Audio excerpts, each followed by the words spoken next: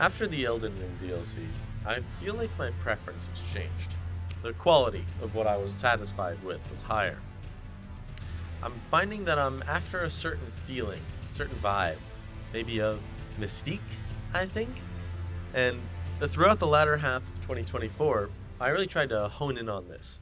And through that, I have a few games that I'd like to share.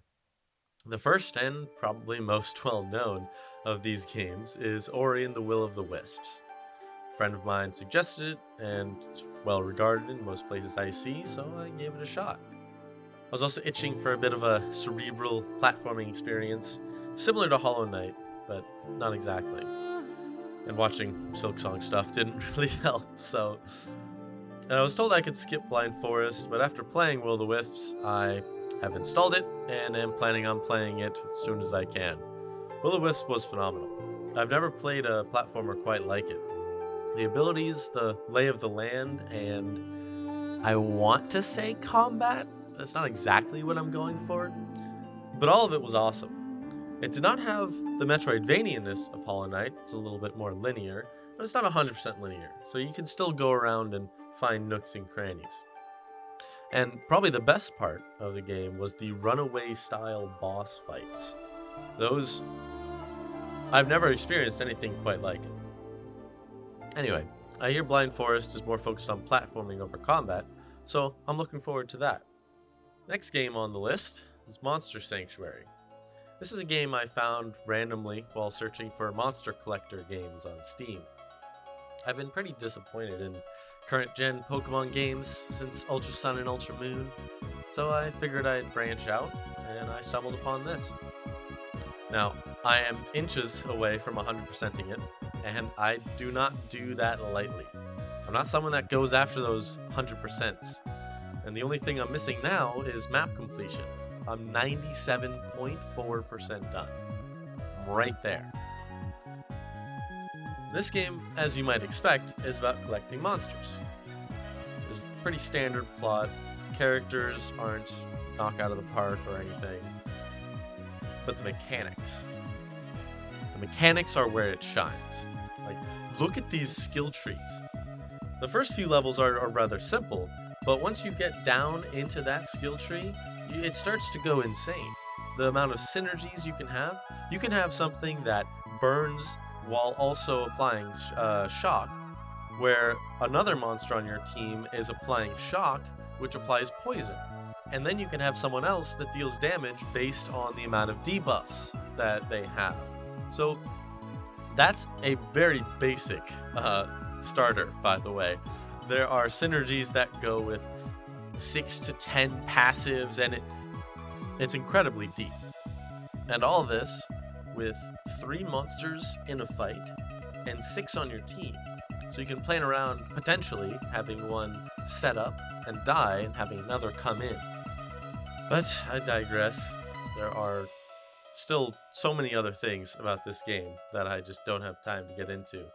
There's a Metroidvania style exploration system where the monsters that you collect have certain out of combat skills that help you traverse the map. There's equipment that you can set up on your monsters. There's a hit count based damage system, so the more hits that you deal, the more damage the next hit will do. So you can set up a team where you get a bunch of hits on the first 2 monsters, and then the final monster comes in and finishes it off with a massive hit. All in all, it gave me something that Pokemon never really could over its long lifespan of this tactical style monster collector, and I really like it. Then is Thronefall. This is a cute little game that has sucked in almost as much of my time as Monster Sanctuary. I've always been a sucker for tower defense games, specifically ones with a hero that you control, and Thronefall is just that with some extra frills. You can place towers, create barracks for units, upgrade your castle, etc. as you defend against progressive waves of enemies. Very standard.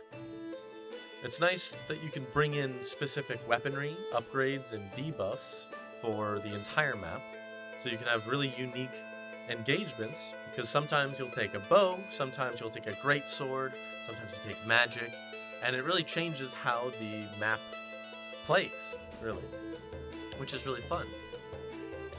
Probably one of the better things about this, though, is the devs. They're extremely active, and they have events with rewards up on their Discord, which is just kind of cool. The full game released in October, though, so I'm not sure where the devs are planning on going from here, but this seems like the kind of group that would keep it up, so I'm hopeful.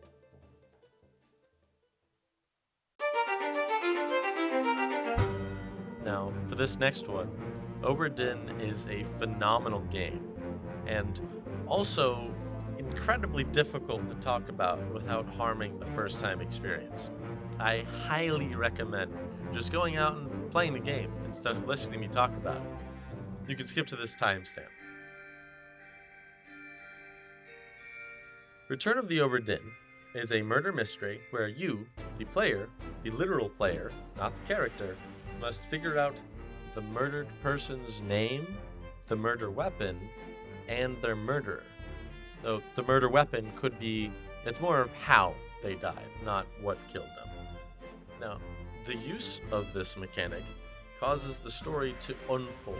The literal use of this timey-wimey nonsense, because every time you go back and see someone die, it unlocks a new part of the map, which I find just cool. It's just cool. And the story kind of unfolds like reading a book in reverse. And beyond all of that, one of the things that I thought was a wild choice, but a really cool choice, was that you sometimes have to just make educated guesses. There are times when you literally do not have the full information to make guaranteed judgments. Now, you're not punished for being wrong. It just means you might need to rethink some guesses later on once you get more information, which is it's really interesting to me. So beyond that, again, the art style is just cool, and it has this nice little kind of boppy soundtrack that I really like. The final game on this list is The King is Watching, a demo that has already taken 4 hours of my life. I already said I love tower defense games, and this is in the same vein, but not 100% really. Not entirely sure how to describe it, but you can build on plots of land to generate resources or soldiers, but the plots of land only work if you are looking at them with your little L-shaped eye. And you can upgrade this L-shaped eye to a full 6-square rectangle. You get this interesting dynamic where you choose the waves that won't kill you, but you can't only choose the easy ones, or the boss will demolish you. All while moving your eye around and making sure you're generating the right resource or soldier. I've had a blast with it so far. It looks like the full game will have far more options and selections. All these buildings will likely be clickable. You have all these different kings to choose from. There's this council page thing. And then look at all these locked talent trios. And that's about a wrap. I usually stick to multiplayer games, but I've actually enjoyed delving into these indie $10 to $30 range of single-player games and the demos. And playing through these games has really actually, for me, been something of a chase. Chasing that mystique that I didn't really find anywhere else. I think, for me, where that really comes from is some kind of combination of awe, curiosity, and just fun. Obra Dinn is an awe-inspiring game to me, as simple as it is. Just the fact that you're asking the player to do this and not the character. And Monster Sanctuary, I'm intensely curious about all the different combinations. Same thing with Thronefall and The King is Watching. And Ori is probably the standout in this for the just fun category. But I'm curious, what about you? Have you found any games lately that gives you that kind of feeling? Because let me know, I'd love to check them out. But I hope you all had a good 2024, and here's to a great 2025.